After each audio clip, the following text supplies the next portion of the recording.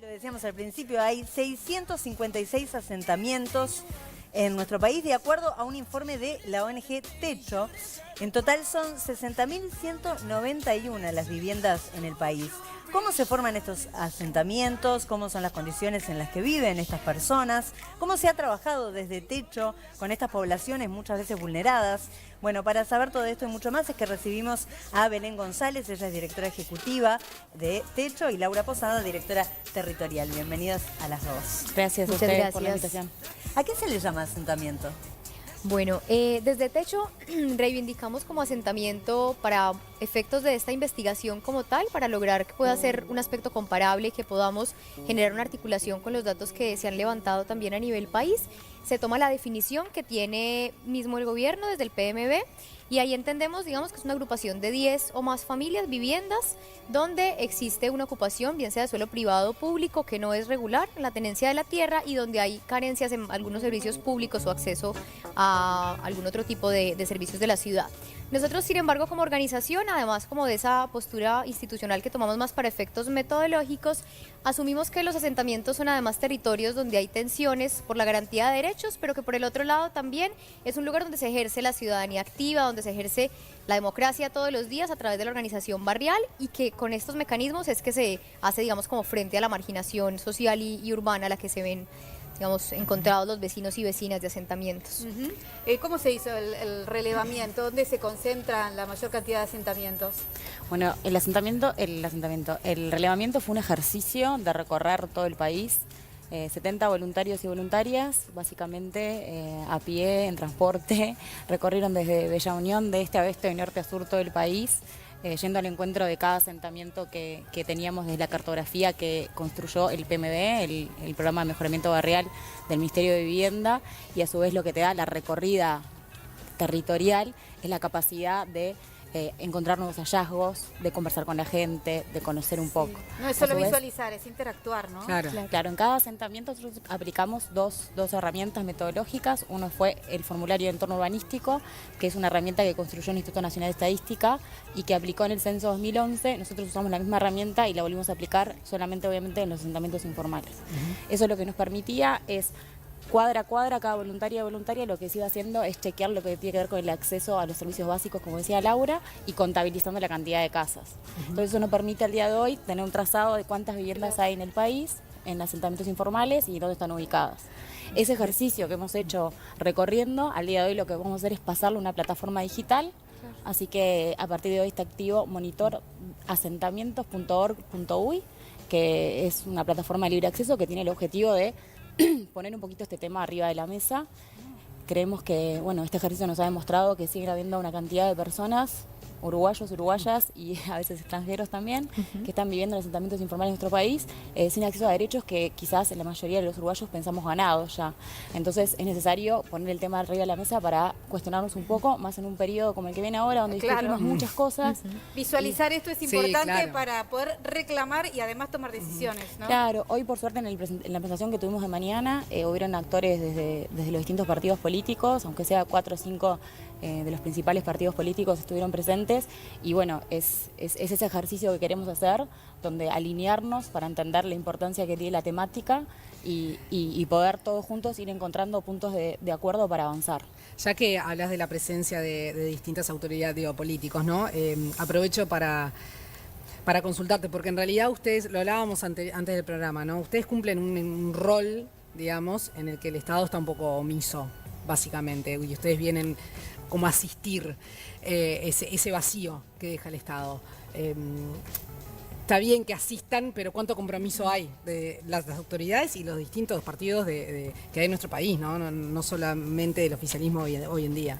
Mira, un poco esta decisión de poner la información a nivel público y empezar como a venir a estos programas con esta información, estar en todos los medios posibles, o sea, disponibilizar esto de todas las medidas posibles para que todas las personas puedan entender, tiene que ver con que la problemática es tan grande, que no se resuelve solamente con que haya algún actor involucrado en la temática, que es necesario como un pulmón de toda la sociedad. No, y tampoco que asistan a un evento a mostrarse y hacer un acto, ¿no? Sí, esto requiere otras cosas. Requiere otras cosas. O sea, esto es una dinámica latinoamericana, no es una dinámica solamente uruguaya, esto pasa en todos los países de Latinoamérica. ¿Desde Y cuándo están en Uruguay? Techo está en Uruguay trabajando hace 16 años. ¿Vos de dónde sos? De Colombia. Ah, no, claro, por el tonito.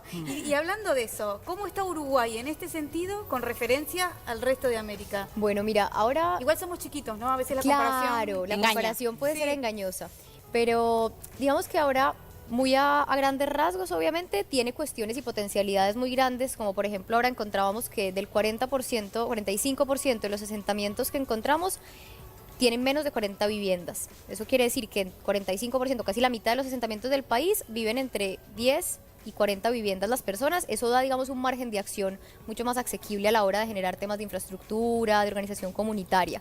Eso podría ser, digamos, como un diferencial. Obviamente tendríamos que hacer, y lo vamos a hacer más adelante, un ejercicio más de diálogo regional, porque esto también se enmarca en una iniciativa latinoamericana. De hecho, está en varios países de América Latina y del Caribe. Y, por ejemplo, este ejercicio de relevamiento, digamos, con la metodología sobre todo de entrevista que les comentaba Belén ahora más anteriormente, se ha aplicado en 12 países y se han logrado relevar 7.500 asentamientos. Entonces ahí tenemos también insumos que nos van a permitir como continuar avanzando en este análisis y poder ver, obviamente guardando estos temas de la cantidad de personas que tiene Uruguay, la extensión territorial, cómo hacemos realmente un ejercicio de comparación que nos sirva para ver buenas dinámicas aquí y allá que se puedan replicar en distintos lugares. Y más allá del relevamiento, ¿cómo trabajan ustedes? ¿Cómo ingresan a esos lugares? ¿Hablan con las personas que viven allí?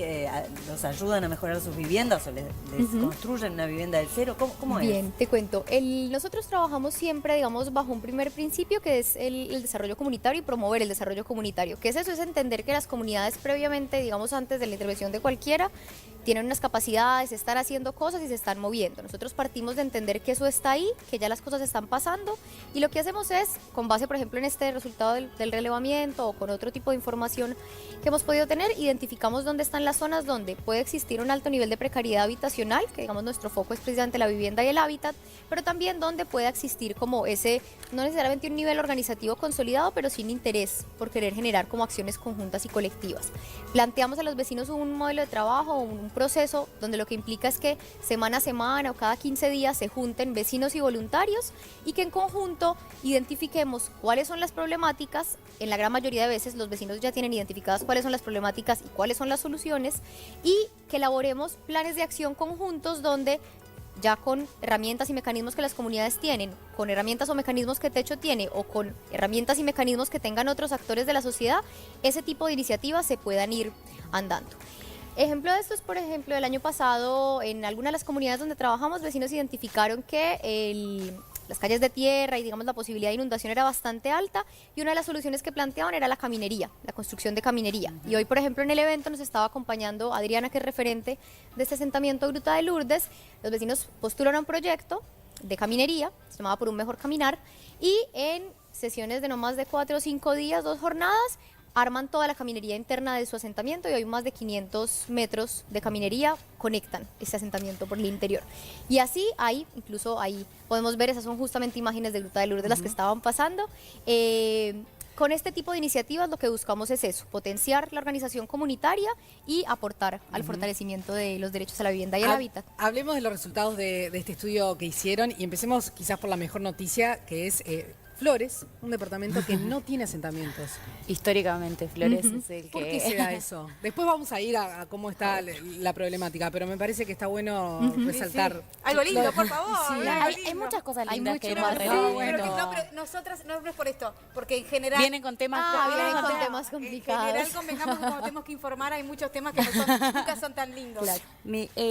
Capaz que ahí específicamente de por qué Flores históricamente no tiene asentamientos, Es el único que te no la, tiene te la- asentamientos. te la tenemos que ver un poco, porque habría que hacer un estudio a un nivel que capaz que en esta instancia no.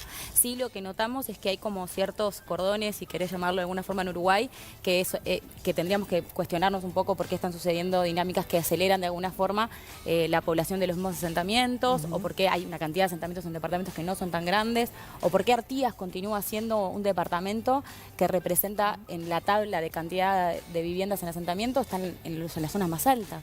Entonces tenemos ahí Montevideo y Canelones. O sea, el centro del país es el que tiene menos asentamientos. Sí. Los que tienen más es el norte y el sur. ¿Es sí, así? exacto. Está, o sea, entre Montevideo tiene el 61% de las viviendas en asentamientos, que es lo que pudimos contabilizar. Canelones tiene el 15% y Artigas tiene el 6%, pero teniendo en cuenta es el siguiente después de Montevideo Canelones y sin embargo eso no tiene tanta población Artigas. Claramente hay una dinámica que tiene que ver con el acceso a la tierra y la vivienda que de alguna forma está generando mecanismos que engrosan lo que tiene que ver no termina. con la dificultad de acceder a otra tierra u otra vivienda de una forma que sea legal, con acceso a los derechos. Artigas ha sido un departamento que ha tenido complicaciones en ese tema desde hace muchísimos años.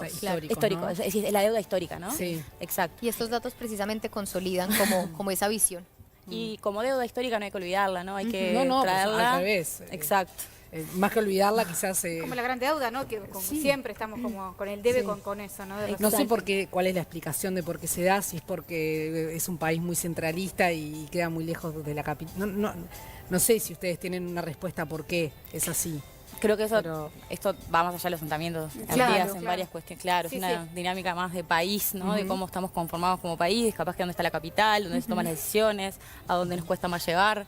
Y después queremos resaltar como el siguiente cordón que en este ejercicio lo integramos entre Paysandú, Salto, Rivera y Maldonado, que son los departamentos que, aparte de ser los siguientes en cantidad de viviendas en asentamientos, son los únicos departamentos del interior que tienen lo que nosotros llamamos macroasentamientos, asentamientos de más de 200 personas, que quizás si vamos unos años para atrás no existían en estos departamentos. Es un ejercicio que hay que hacer, pero seguro hay que poner la lupa ahí. Y en la parte de las cosas buenas, descubrimos en estos 4 departamentos que de cada 2 asentamientos uno está organizado.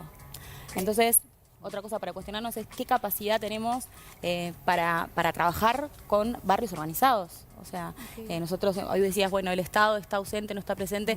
Lo interesante es que hay una cantidad de comunidades que están presentes y haciendo y cómo podemos articular la sociedad civil. ¿Cómo se autogestionan? Claro. Entonces, Cómo la sociedad civil puede articular, cómo las políticas de Estado pueden articular. Hoy de mañana estuvieron varios actores justamente desde las políticas públicas y algo que creo que tenemos que reforzar fuertemente es cuánto de hecho destinamos de recursos a mejorar los asentamientos informales en nuestro país y cuánto destinan de recursos las propias familias. En este reglamento nos da que no solo que 1 de cada 3 asentamientos en Uruguay está urbanizado en todo el país, sino que de ese 1 de cada 3, el 90% lo que ha hecho cuando se organiza, a lo que se juntan los vecinos es arreglar las calles, a limpiar las cunetas, a luchar por la regularización de un servicio, a buscar la regulación de la tierra. Entonces ahí hay una inversión de tiempo y de dinero por parte de la gente que vive en los asentamientos de informales. defensa del territorio que forma parte del crecimiento, ¿no? De la comunidad. Y de eso. resiliencia, Claro, ¿no? claro. Sí. Entonces es reconocer que nosotros decimos, la mitad del camino está allanado. O sea, nosotros trabajamos en la organización comunitaria, entonces ya sabemos lo que tiene que ver con las capacidades comunitarias, pero poder contabilizarlo y decirlo de esta forma creo que nos impulsa como país a decir, bueno, acá hay un foco en el cual podemos invertir y hay de otro lado una capacidad de recibir esa inversión, ¿no? Y hay cosas que también se desprenden datos, que parecen números, pero que me parece que a veces uno da por sentado determinadas cosas que otros no tienen, ¿no? El 86% de los asentamientos no tienen conexión a redes de saneamiento, 41 a la energía eléctrica de forma regular y 33 agua potable. Bueno, imagínate hoy, yo hoy no quiero ni saber quiero hoy. Claro. ¿Cómo está pasando una persona con esas condiciones? Algo para destacar es que ese tipo de datos, los datos de servicios, nosotros aparte de recorrer, contabilizar las casas y ver los servicios, muchos datos los construimos a partir de la entrevista que le hacemos al referente barrial. Si hay una organización, el que está en la organización, o si no, el poblador o pobladora que tenga más años adentro del barrio. Ahora nos resta un ejercicio que va a ser como el siguiente paso, que es, le decimos como sumar las capas de investigación, cruzar la investigación que hicimos nosotros y el trabajo que hicimos nosotros con los que puedan haber en términos de servicios y demás, y ajustar. Con esto quiero decir que quizás pueda haber algún ajuste en esas cifras, pero la realidad nosotros sabemos es que el acceso irregular, no solo que son esas las cifras, sino que lo que da posibilidad a los lugares es a riesgos muy grandes cuando sumás energía eléctrica irregular, precariedad en la materialidad, hacinamiento en algunos casos. Entonces, bueno, nos respondían los referentes que en 22... En el 22% de los asentamientos ocurrió un incendio en el año inmediatamente anterior. Entonces, obviamente, si sumamos el 41% con conexión irregular a energía, más otro dato que encontramos que fue que el 31% de los asentamientos del país presentan materialidad precaria en techos y paredes. Si sumamos estas dos, energía irregular y materialidad de las paredes precaria, eso nos da un 22% de riesgo, donde claro, ante cualquier corte o Incendio. cortocircuito, Sí, ¡tac!, claro. hay un incendio. Hablabas, Así que- ponías de ejemplo entre las labores que hacen, por ejemplo, la de caminería. Ustedes levantan casas también. Claro, parte, digamos, dentro de las problemáticas que se identifican con los pobladores de asentamientos, el tema de la emergencia habitacional siempre está presente y es incluso una de las propuestas que traemos porque los datos también nos confirman que existe la emergencia habitacional en Uruguay y se necesita una política pública de respuesta a estos riesgos. Una de las opciones que puede haber, digamos, si dentro de las problemáticas, además de la caminería, la conexión a servicios o la tenencia segura de la tierra, es la emergencia habitacional. De hecho, tiene un programa de vivienda de emergencia donde entendemos que se tiene que dar una respuesta inmediata a situaciones donde tú puedes tener justamente un riesgo de incendio por la conexión irregular o donde te puedes tener, por ejemplo, la imposibilidad de salir a juntarte a la mesa de trabajo, que es este espacio entre voluntarios y vecinos, porque no puedes dejar tu casa sola por la inseguridad de que cuando llegues se haya volado una chapa. Entonces, digamos, programa de vivienda también apuntala otro tipo de acciones más a nivel comunitario y lo más importante, dar respuesta inmediata a esta emergencia que estamos viendo en la materia de la vivienda y en los riesgos asociados ¿Y a esto. cómo son esas casas? Quiero como visualizar un poco más.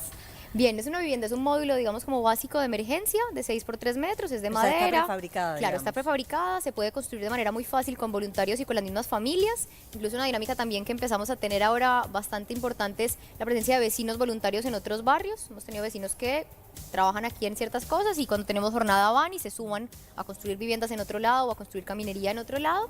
Es un módulo básico, como les decíamos, lo que busca es lograr separar del piso en los casos en que hay piso de tierra o hay riesgos, por ejemplo, de inundación.